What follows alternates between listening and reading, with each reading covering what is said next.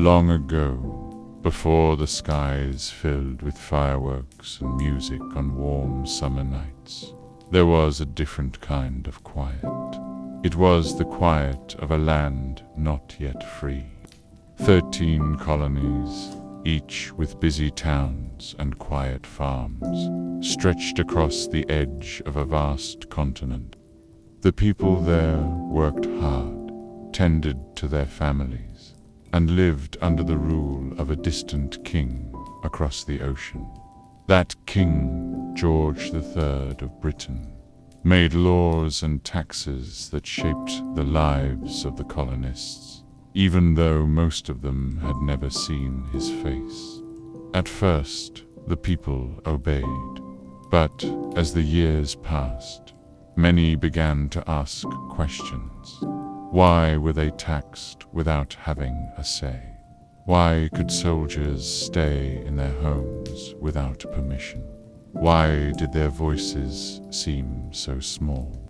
At night, in quiet meeting halls and around candlelit tables, whispers of change began to grow. The idea of something bold, something called independence, began to stir. It was not easy, it was not quick, and for many it was a dream that came with great risk. But still, the dream grew, and soon people from every colony would come together in a city called Philadelphia. There they would speak, they would write, and they would decide whether to break free from the might of the British Empire. This is the story of how a nation was born. Not with a single moment, but with many. Not with fireworks, but with fire in the heart. Over the next few nights, we will remember that journey. We will walk through the towns, listen to the voices, and feel the quiet strength that led to one of the most important days in American history. So settle in, take a deep breath, and let the story begin. Long before the first firework ever touched the sky, before the United States became a country, the land was divided into 13 British colonies. These colonies stretched along the eastern coast of North America, from the cold harbors of Massachusetts to the warm fields of Georgia. People lived in wooden homes, tended to farms, traded goods, and raised their families. Life was simple in many ways, but the rules that shaped it came from far across the ocean. At the time, the colonies belonged to Great Britain. That meant the laws were made by a king named George III and by the British Parliament, even though the colonists lived thousands of miles away. They were expected to obey every rule. At first, many people accepted this. They still felt British. They drank tea, wore powdered wigs, and read newspapers printed in London. But over time, things began to change. After a long and expensive war with France, Britain was deep in debt. To raise money, the king and Parliament created new taxes. They passed laws like the Stamp Act and the Tea Act, which made colonists pay extra for paper, sugar, and tea. These taxes were small, but they were not the real problem. The real problem was that the colonists had no say in making those laws. They had no representatives in Parliament, no one to speak for them. This made many people angry. They began to say a phrase that would soon be heard in every colony: no taxation without representation. People held meetings in town squares. They wrote letters and gave speeches. Some even refused to buy British goods. In Boston, a group of angry colonists threw crates of tea into the harbor. This became known as the Boston Tea Party, and it shocked the king. In response, Britain punished the colonies with even harsher rules. British soldiers were sent to watch over the towns. Ships blockaded the harbors, and the people grew more restless. Still, not everyone wanted to fight. Many colonists hoped things could be made right without war. They still called themselves loyal to the king. But the more the crown pushed down, the more the people stood up. And so the air grew heavy with questions.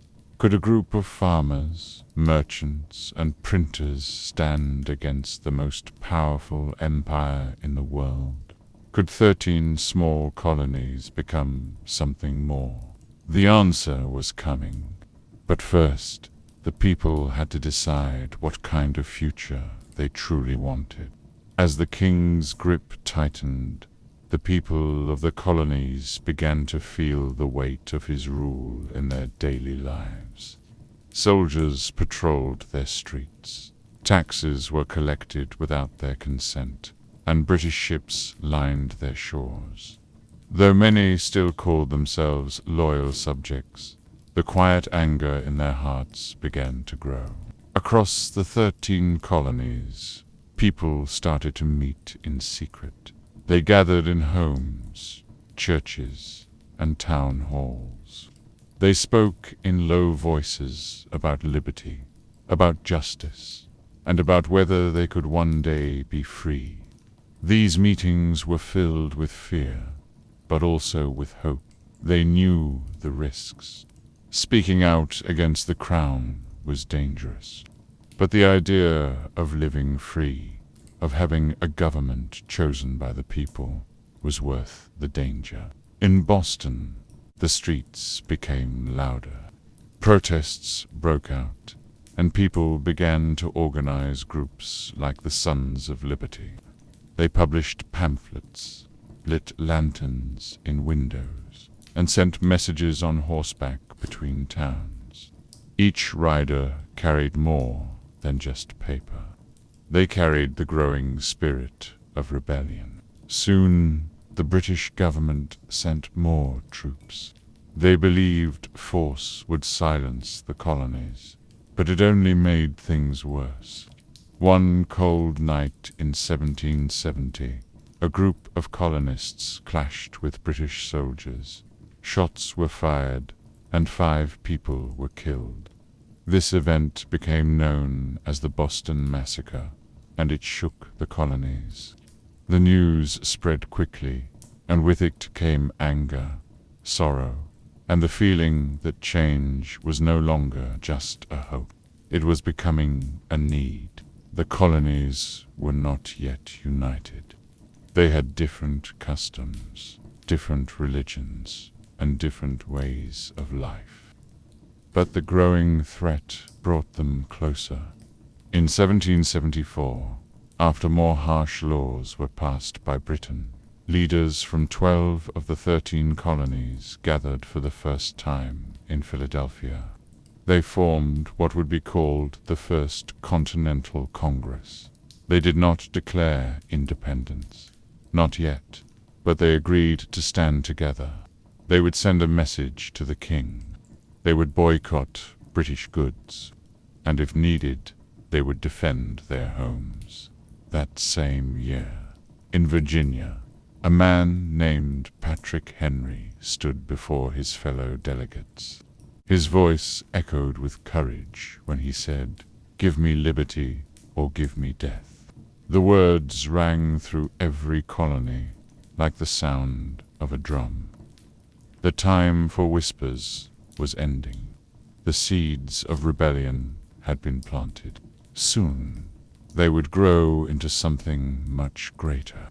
By the spring of 1775, the colonies were no longer just talking.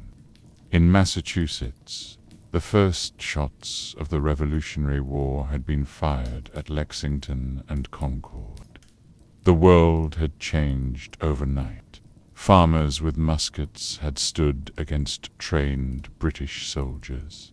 Smoke rose from the fields. Blood had been spilled. The fight had begun. News traveled fast. Riders galloped down dirt roads, passing word from town to town. The colonies had to act. They needed to make choices that could no longer wait. And so, in May of 1775, leaders from all 13 colonies gathered once again in Philadelphia. This was the Second Continental Congress. It was not yet a government, but it would soon become the voice of the American cause. The delegates were men from different places, with different beliefs. Some were wealthy lawyers or merchants. Others were farmers and teachers. Some still hoped for peace with Britain. Others believed war was now the only path. But they had one thing in common. They wanted to protect their homes and their people.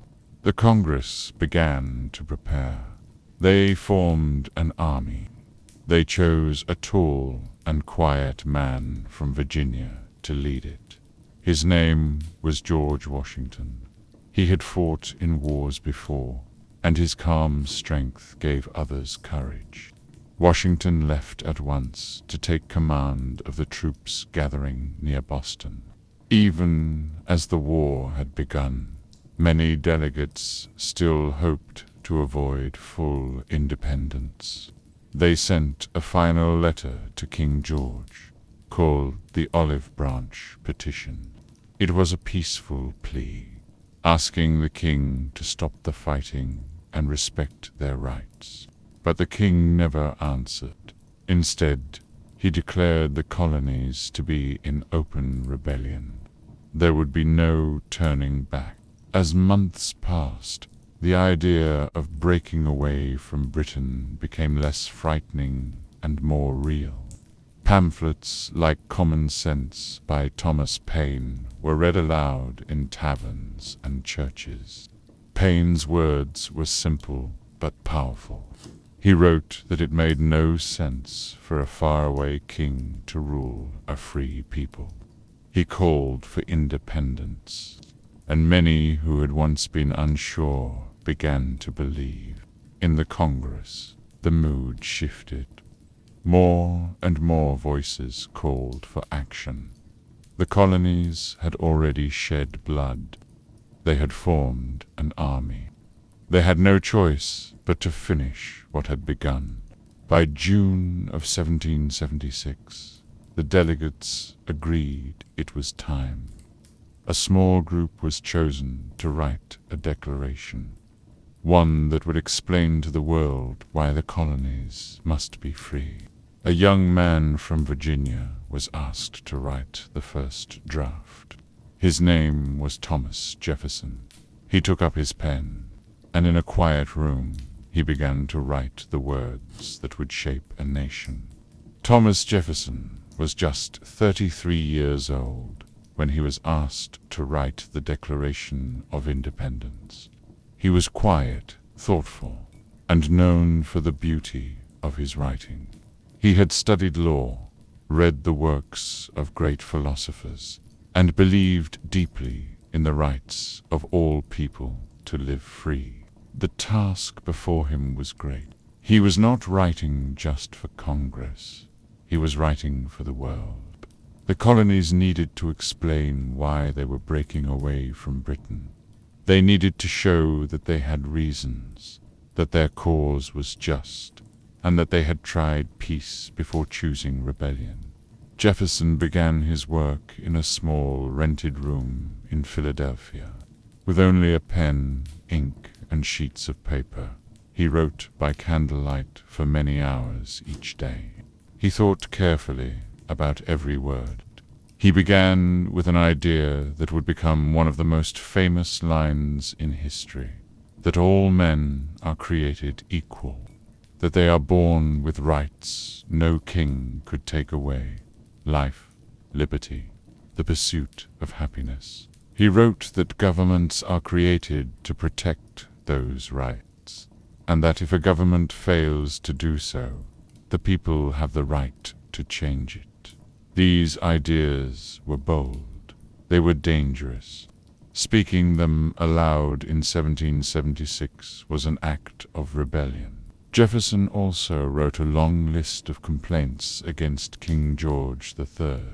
He explained how the king had passed unfair laws, sent soldiers without consent, taken away trade, and refused to listen to the people. These were not wild claims. Each line was meant to show the world that the colonies had suffered for too long.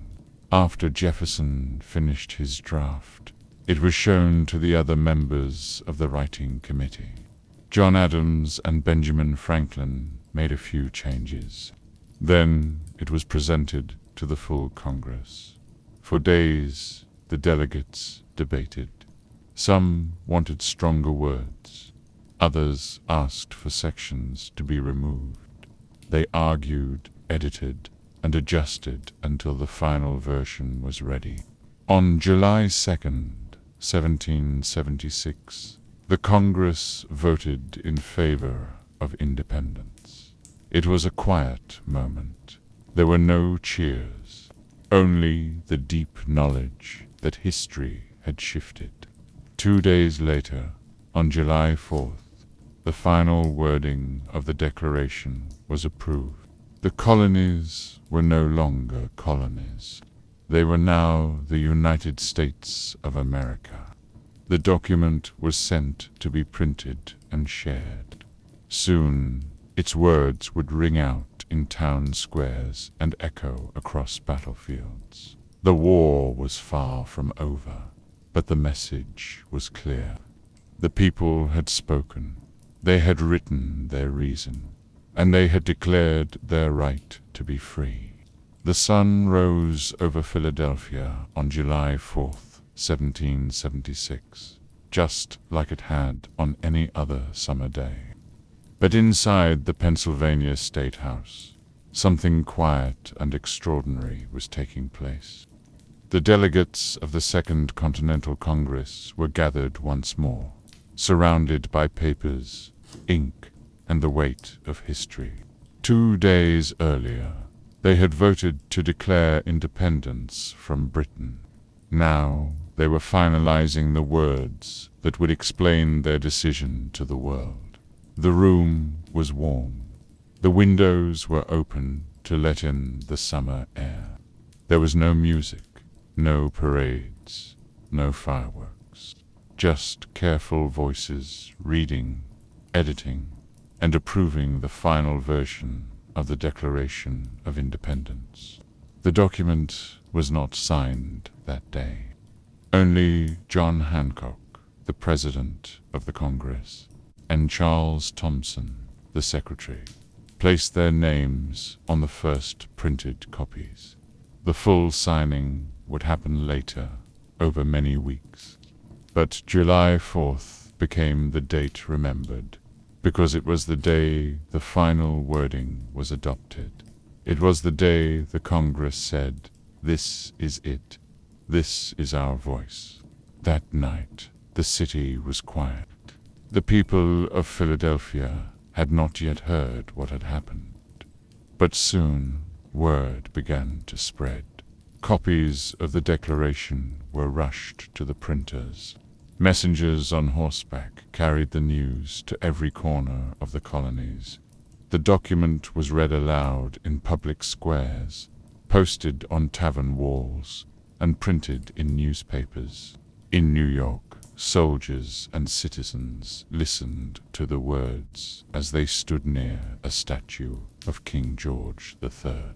When the reading was finished, the crowd pulled the statue down. It was later melted into bullets for the war.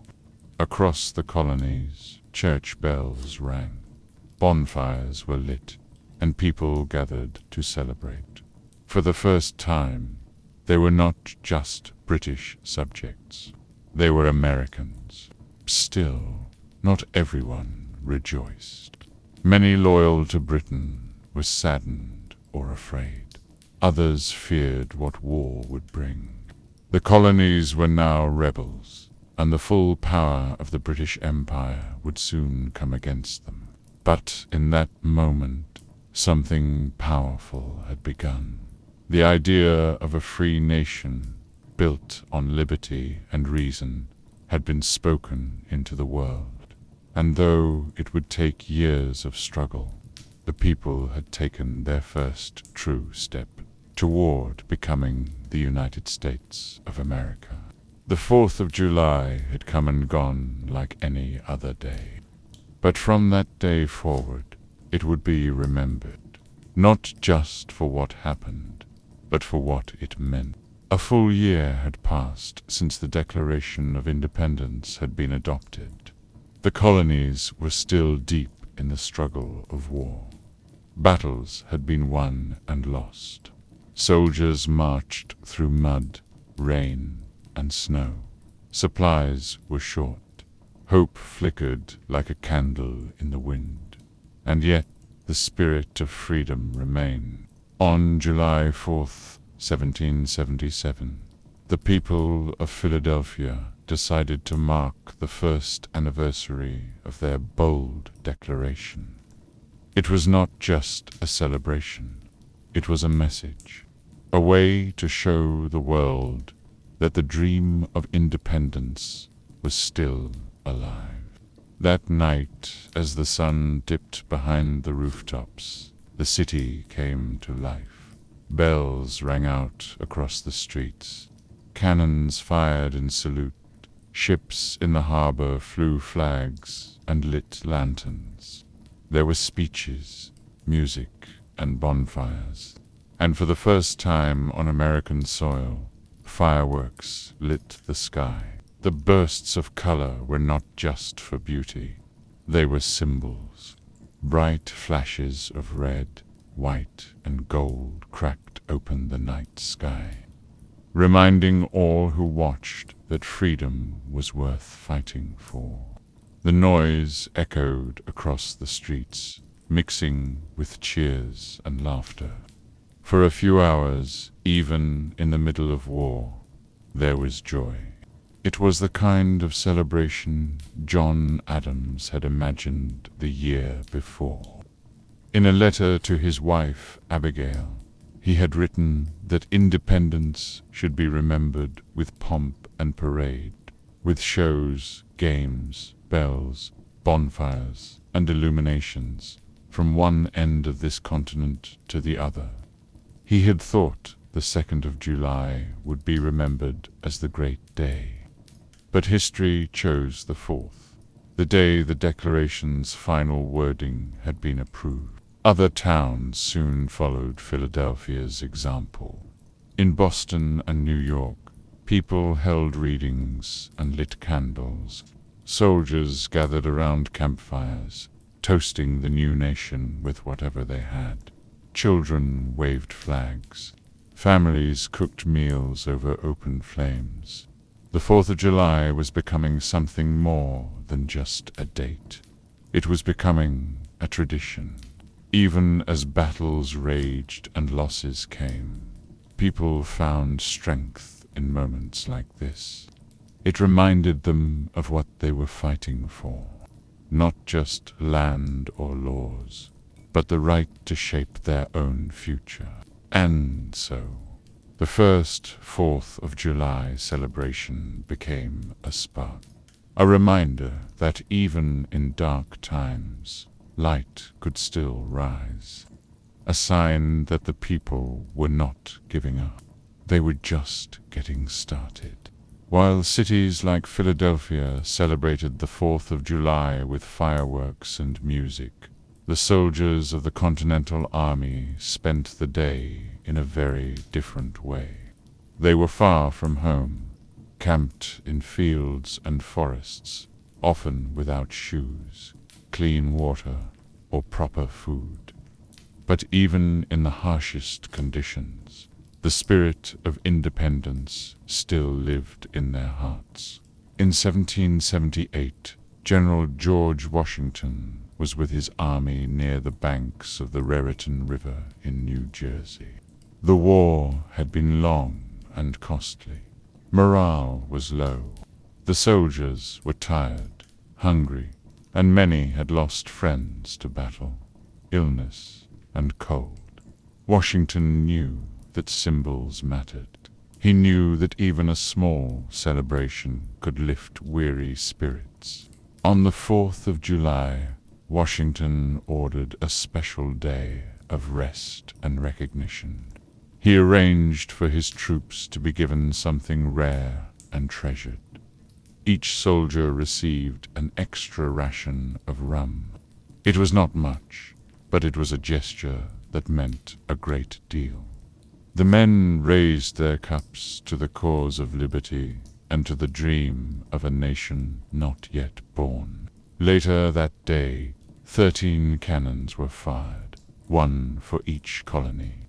The thunder of the guns echoed through the trees, a salute to the Declaration and to the people still fighting to uphold it. There were no fireworks, no parades, only the sound of hope carried on the smoke of gunpowder. These early celebrations were small and scattered, but they carried deep meaning. In towns and camps across the colonies, people marked the 4th in their own ways. Some rang church bells, others sang patriotic songs. A few gathered to read the Declaration aloud, pausing after each line to let the words sink in. Even loyalists who still supported the British Crown could feel the shift. Something had changed in the land. The people were no longer asking for rights as British subjects. They were claiming them as Americans. As the war continued, so did the tradition. Each year, more towns joined in. The celebrations grew larger, even as battles raged on. Children who had once whispered about freedom were now old enough to carry muskets. The dream had taken root, and through it all, Washington remained steady. He led with quiet strength, believing in the cause even when the outcome was uncertain.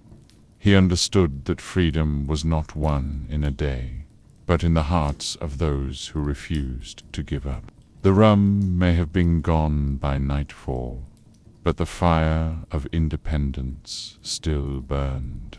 When the war finally ended in 1783, the colonies had won more than their independence. They had won the right to shape their own story.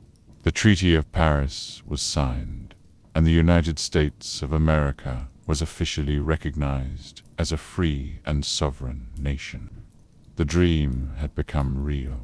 As the years passed, the 4th of July continued to be remembered. In small towns and growing cities, the date was marked with bells, speeches, and gatherings. Children ran through the streets with flags. Musicians played in open fields. Veterans of the war stood proudly as the Declaration was read aloud. It was not just a celebration of victory. It was a celebration of identity. In the early years, the holiday was mostly observed in the North. Parades marched through the streets of New England towns. Orators stood on wooden stages and spoke of liberty, sacrifice, and the power of the people. But in other parts of the country, the day was quieter. Some communities chose to celebrate in different ways, or not at all. Over time, the 4th of July began to grow beyond its original meaning. It became a day for neighbors to gather, for families to share meals, and for towns to come together. As the nation expanded westward, new states joined in the tradition. Each added its own customs, blending the old with the new. By the mid-1800s, the holiday had become a powerful symbol. It reminded people of the founding ideals, but it also raised questions. Not everyone in America was free. Enslaved people in the South had no share in the liberty being celebrated. Some leaders, like Frederick Douglass, gave powerful speeches asking how a nation could praise freedom while denying it to so many. Even with these hard truths, the 4th of July remained a day of meaning. It was a time to reflect, to dream, and to remember the journey from rebellion to unity. In 1870, almost 100 years after the Declaration was adopted, Congress made the 4th of July an official federal holiday. For the first time, it was recognized by law across the entire country. Later, in 1941, during another World War, Congress made it a paid holiday for federal workers. In the middle of global conflict, the country once again turned to its roots for strength. The fireworks returned, the flags were raised, and the words of the Declaration still echoed across the land. The holiday had grown, but its heart had stayed the same. A simple idea that freedom matters, and that it should never be forgotten. Today, the 4th of July is one of the most celebrated days in the United States. Each year, families gather in parks and backyards. Flags wave in the warm breeze. Children run with sparklers. Grills sizzle with food. And when night falls, fireworks bloom across the sky.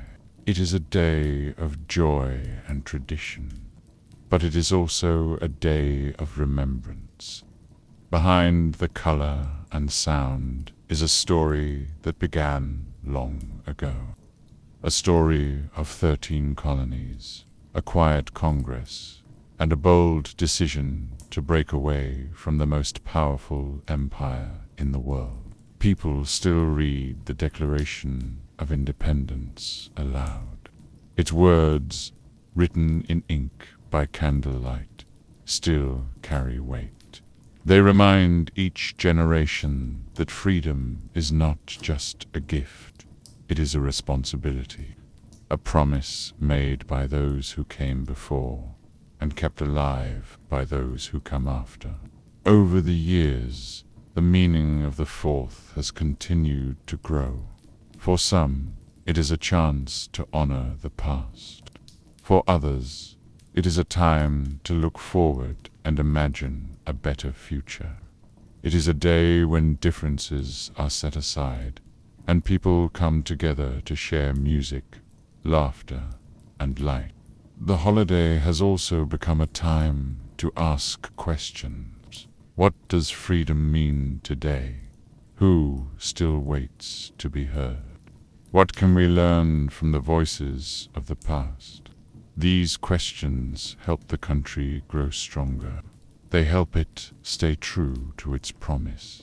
Even when times are uncertain, the 4th of July stands as a reminder that the nation began not with perfection, but with a dream that all people could be equal, that all voices could matter, that a group of farmers, teachers, and thinkers could change the course of history. As fireworks sparkle overhead, and as families hold hands beneath the stars, the story continues. Each light in the sky is a reflection of the courage it took to begin. Each cheer is an echo of the voices that once whispered in candlelit rooms.